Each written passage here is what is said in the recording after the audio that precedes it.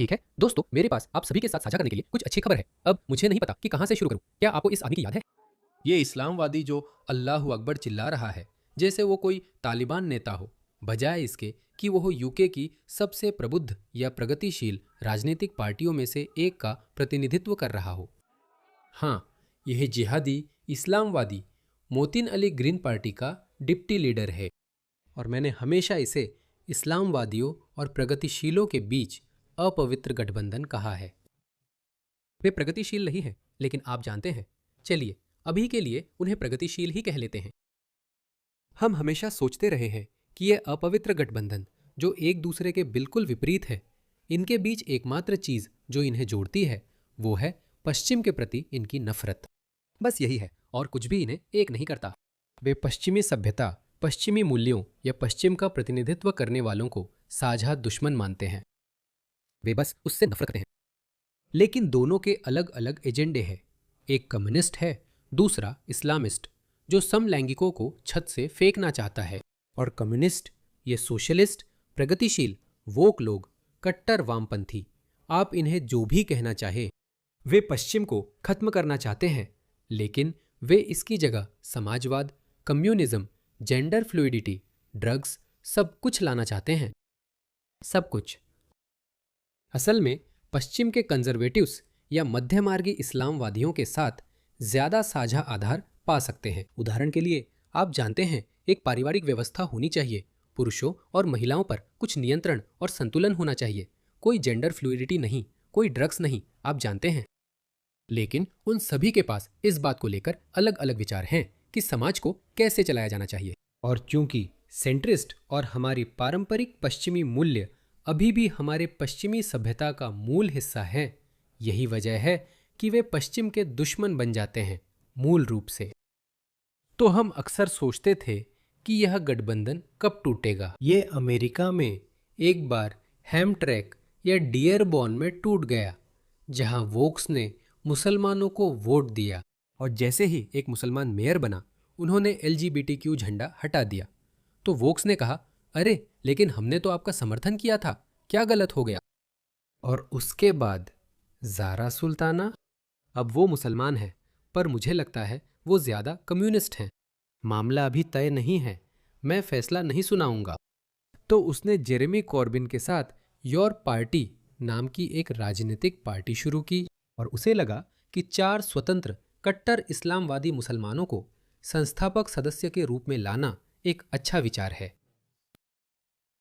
हमने फिर सोचा कि यह गठबंधन कब तक चलेगा, क्योंकि इनमें कोई समानता नहीं है। वे एक दूसरे से नफरत करते हैं, इनमें कोई समानता नहीं है। हम जैसे मध्यमार्गी वामपंथी वोकियों से कुछ समानताएं देख सकते हैं। हम इस्लामवादियों से भी कुछ समानता पा सकते हैं। हम उनसे नफरत करते हैं, जबकि हमारी उनसे ज्यादा समानताएं हैं, बस वे अपने तरीके से अजीब हैं। लेकिन उनके बीच एक ही चीज साझा है, और वो है पश्चिमी सभ्यता को गिराने का साझा लक्ष्य। बस इतना ही। तो वो गठबंधन भी टूट गया, और ज़ारा सुल्ताना ने आपकी पार्टी पर आरोप लगाया कि, मैं उद्धृत करूं, सेक्सिस्ट बॉयज क्लब ने पार्टी पर कब्जा कर लिया है। फिर पार्टी टूट गई, और अब सर्वेक्षणों में उसका नामो निशान नहीं है। लेकिन फिर ग्रीन्स उभरे। जो लोग योर पार्टी की नाकामी से निराश हो गए थे, वे ग्रीन्स में शामिल हो गए। ग्रीन्स ने सर्वेक्षणों में तेजी से बढ़त बनाई, और कुछ सर्वेक्षणों में वे यूके की दूसरी सबसे लोकप्रिय पार्टी बन गए। क्या मैं यह जोड़ूं कि वे रिफॉर्म से बस पीछे थे, लेकिन कुछ सर्वेक्षणों में लेबर से काफी आगे थे? तो इससे मैं चिंतित हो गया, इससे बहुत से लोग चिंतित हो गए, और फिर हम सोचने लगे, ओ शायद हम नहीं कर सकते। आप जानते हैं, जैक पोलेंस्की, ग्रीन्स के समलैंगिक यहूदी नेता, इस कट्टरपंथी इस्लामवादी के साथ मिलकर काम कर रहे हैं। अरे ये क्या हो रहा है? यकीनन ये ज्यादा देर तक नहीं चल सकता। हम इंतजार कर रहे थे कि कुछ होगा। उम्मीद है जल्दी होगा, देर नहीं। कुछ लोग कह रहे थे कि इस्लामवादी मोतिन अली इसे बेहतर करेंगे।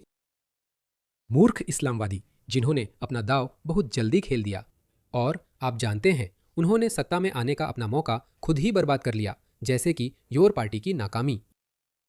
अभी पिछले महीने ही वे ऐसा कर रहे थे और मैंने इसके बारे में एक वीडियो बनाया था। जैक पोलेंस्की और उस सुनहरी बालों वाली बार्बी के साथ ये गे स्ट्रिपर्स डांस कर रहे हैं। इसे देखो। जैक और हैना हमें दिखा रहे हैं कि ये कैसे किया जाता है। और मुसलमान कहाँ हैं? मोतिन अली कहाँ है? बेशक वो वहां नहीं होगा। मैंने कहा था इन लोगों में कोई समानता नहीं है। ऐसा गठबंधन कब तक टिकेगी? जाहिर है ये ज्यादा समय तक नहीं टिक सकती। और जैक पोलेंस्की गे है और वो यहूदी है और वो बहुत इजराइल विरोधी है। तो ये एक और समानता है जो उन्होंने इस्लामवादियों के साथ पाई, क्योंकि वे यहूदी लोगों से नफरत करते हैं। वे इजराइल को मिटाना चाहते हैं, जिससे वे थोड़े समय के लिए एकजुट हुए। लेकिन फिर पिछले 24 घंटों में कुछ और हुआ। इसे देखिए। ग्रीन पार्टी के उपनेता अपने ही पार्टी के सदस्यों से अपील करते हैं कि वे स्थानीय चुनाव उम्मीदवारों के निलंबन को लेकर अपनी ही पार्टी पर मुकदमा करें। जैसा कि आप लोग जानते हैं, स्थानीय परिषद चुनाव 7 मई को होने वाले हैं, यानी अब एक हफ्ते से भी कम समय बचा है। ग्रीन्स पार्टी ने कुछ कारणों से कुछ उम्मीदवार निलंबित किए। उस समय हमें स्थिति की जानकारी नहीं थी। ये खबर सिर्फ 16 घंटे पहले आई थी। मोतिन अली ने ग्रीन्स फॉर फिलिस्तीन की बैठक में ये कथित तौर पर कहा था। तो ग्रीन्स पार्टी के अंदर उनका एक अलग समूह है जिसे ग्रीन्स फॉर फिलिस्तीन ग्रुप कहा जाता है। उन्हें कुछ गंभीर कानूनी सलाह लेनी चाहिए और किसी सामूहिक मुकदमे से शुरुआत करनी चाहिए। ओह, देशद्रोह!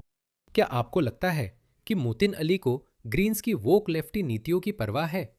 इन लोगों को कोई फर्क नहीं पड़ता किसने सोचा होगा। वे वहां सिर्फ इस्लामिस्ट एजेंडा बढ़ाने के लिए हैं। तो क्या हुआ? ग्रीन्स पार्टी ने अपने ही उम्मीदवारों को यहूदी विरोधी होने के कारण क्यों हटा दिया?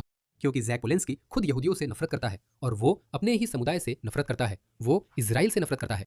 आखिर हो क्या रहा है? यह बीबीसी की रिपोर्ट है। ग्रीन्स पार्टी के 2 उम्मीदवारों को कथित यहूदी विरोधी ऑनलाइन पोस्ट के आरोप में गिरफ्तार किया गया है। ये खबर 2 घंटे पहले आई थी।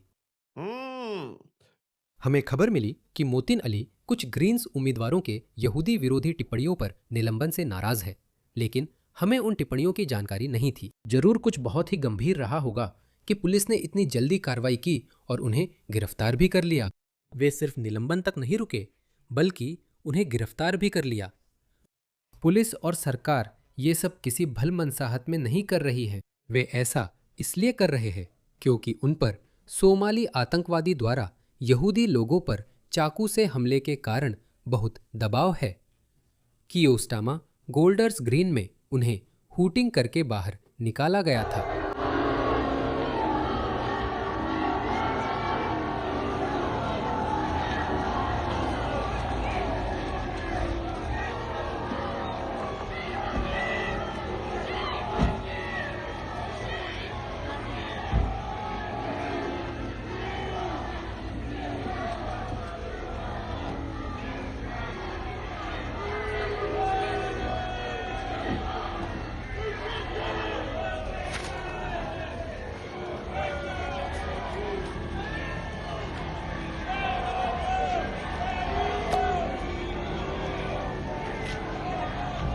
मुझे लगता है वो यूके के सबसे नफरत किए गए प्रधानमंत्री हैं। तो आप जरूर सोच रहे होंगे उन्होंने ऐसा क्या कह दिया होगा। बीबीसी ने यह नहीं बताया कि यहूदी विरोधी क्या था, कि सिर्फ निलंबन काफी नहीं था। इसे देखिए। तैयार है? 2 ग्रीन पार्टी उम्मीदवार कथित तौर पर यहूदी विरोधी टिप्पणियां पोस्ट कर नस्लीय घृणा भड़काने के संदेह में गिरफ्तार हुए हैं।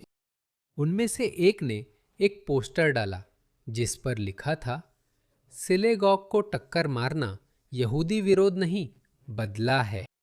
वाह! आप कह सकते हैं कि मैंने इन फिलिस्तीन समर्थक प्रदर्शनों और विरोधों में इससे भी बुरा पड़ा है जो सालों से चल रहे हैं। लोगों ने 7 अक्टूबर को हमास द्वारा यहूदी और इजरायली महिलाओं के साथ बलात्कार का बचाव किया है। लोगों ने कहा है कि ये ठीक है, इसकी इजाजत है, ये जायज है, ये प्रतिरोध है। अमेरिका के विश्वविद्यालय परिसरों में लोगों ने ये कहा, तो हमने वास्तव में इससे भी कहीं बुरा देखा है। लेकिन क्या बदला है? यहां तक कि जैक पोलिंस्की को भी उन उम्मीदवारों निलंबित करना पड़ा और फिर उन्होंने मोटिन अली के साथ अपने गठबंधन को खतरे में डाल दिया क्योंकि वे मुस्लिम वोट पर निर्भर हैं। वो सच में है। जाहिर है इन गे स्ट्रिपर्स की स्टेट परफॉर्मेंस ने कोई मदद नहीं की और मोतिन अली को बहुत से दूसरे ब्रिटिश मुस्लिमों की आलोचना का सामना करना पड़ा। लेकिन आप जानते हैं, कौन जानता है, अक्सर नफरत ही इन लोगों की ताकत होती है और पश्चिम के प्रति उनकी नफरत, यहूदी समुदाय के प्रति उनकी नफरत इतनी गहरी है कि वही उन्हें एकजुट कर सकती है। लेकिन इतिहास हमें बताता है कि आप नफरत के आधार पर कुछ भी नहीं बना सकते, आप बस नहीं बना सकते। आखिरकार आपको अपनी नफरत से आगे बढ़ना पड़ता है और आपको उसमें कुछ ऐसा जोड़ना होता है जो वस्तुनिष्ठ रूप से सकारात्मक हो, जो कुछ बनाए, जो कुछ रचे, जो आपको एक समूह के रूप में, मानव जाति के रूप में आगे बढ़ाए। लेकिन इन लोगों के पास कुछ भी नहीं है। इसीलिए मैं इजराइल का समर्थन करता हूं। इजराइल निर्माण करता है, सृजन करता है और नवाचार करता है। ये लोग क्या करते हैं? पिछले 100 सालों में इनका एकमात्र आविष्कार आत्मघाती हमलावरों और आतंकवाद का आविष्कार है। बस यही है। ये ताज़ा खबर है, कितनी आगे जाएगी पता नहीं, लेकिन ये अच्छी खबर है जिसका हम इंतज़ार कर रहे थे। मुझे लगा था कि ये बाद में होगा क्योंकि मैंने सोचा था मोतिन अली ज़्यादा चालाक होंगे, लेकिन वे खुद को सच में नहीं रोक सकते। इसी वजह से मैं इसे एक अपवित्र गठबंधन कहता रहा हूँ, क्योंकि किसी न किसी मोड़ पर ये वोक लोग इन इस्लामवादियों से थप्पड़ खाएंगे।